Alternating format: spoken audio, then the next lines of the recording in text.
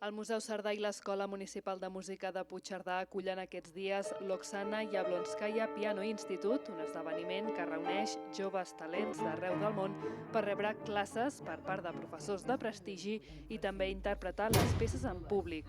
La pianista sardana Laia Martín és l'organitzadora d'aquesta trobada formativa en què l'alma mater és Oksana Yablonskaya, una pianista russa de prestigi mundial i molt vinculada a la comarca.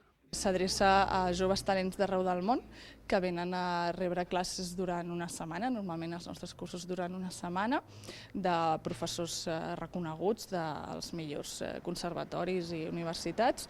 I aquí ens agrada fer-ho a llocs especials, com és la Cerdanya i Puigcerdà, que es puguin concentrar en la música i tinguin la tranquil·litat i la natura.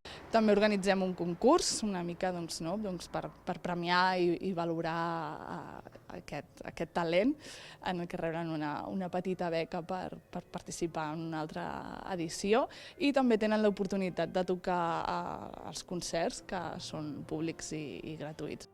La pianista russa i el seu fill es van enamorar de Cerdanya i van impulsar el certamen als anys 90. Des del 2019 ja s'anomena Oksana Yablonskaya Piano Institute i, a més de Puigcerdà, es celebra també a Israel i Bulgària i properament als Estats Units.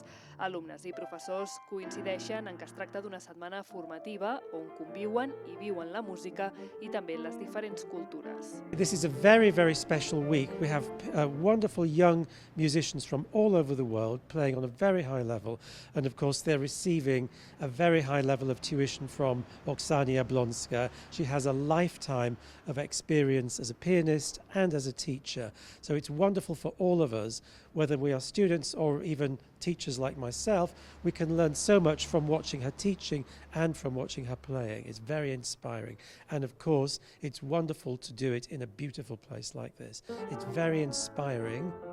Enguany han participat 8 joves talents d'Alemanya, Suïssa, Estats Units o la Xina.